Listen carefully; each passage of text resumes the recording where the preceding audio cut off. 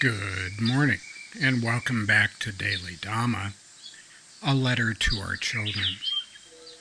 Today is August 30th, and our reading is Mercy for Whom? We live in a society that worships weakness, though its promoters carefully call it vulnerability. Any kind of weakness will do, physical, mental, moral, social, as long as it advances the twisted notion that the unhalt, unlame, unstupid, unvulgar, unpoor, and uncriminal are somehow not playing fair. And that's Florence King from Stet, Damnit. The justice system is supposed to protect victims, not perpetrators. Punishments should be proportionate to the crime, but everyone is responsible for their own actions. And a sad story is insufficient reason to allow people to run amok. The Buddha said to refrain from burning, looting, murdering, and otherwise abusing people.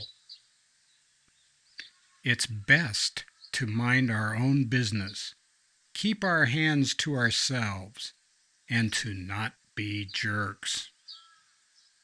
It's also reasonable to expect others to do the same, but don't hold your breath.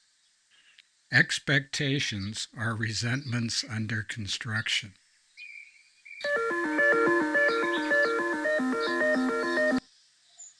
We, in the modern world, have somehow turned things upside down. We're looking through the wrong end of the telescope.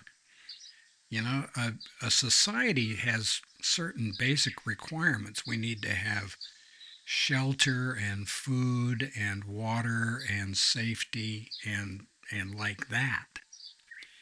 And I don't know how we got to the point of, well, if you do something that is really antisocial, you really had a good reason to do that. But if you do something that is pro-social, you really don't have any reason to do that. You're probably an oppressor.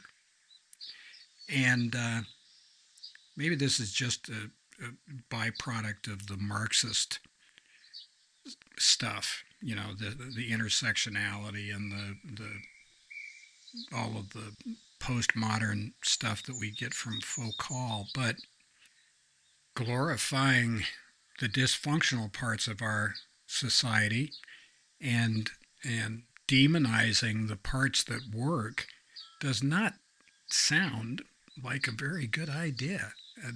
Not the whole world is not like that, you know. I mean, there are major portions of the globe, most of the globe doesn't operate along those lines. And so it's probably a good idea to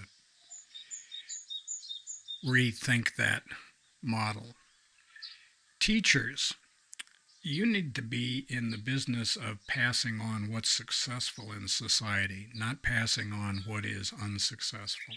And for that, you need the guidance of the parents, the clergy, and the community who set the guidelines for the kind of education we want our children to receive. Of course, that's just our view. Please check the description box for the table of contents of the book, Daily Dhamma, A Letter to Our Children. That's available on Amazon. There are also the 10 playlists for this channel, and you can take a look at those. They might help you figure out what we're trying to do here. And happy trails to you until we meet again.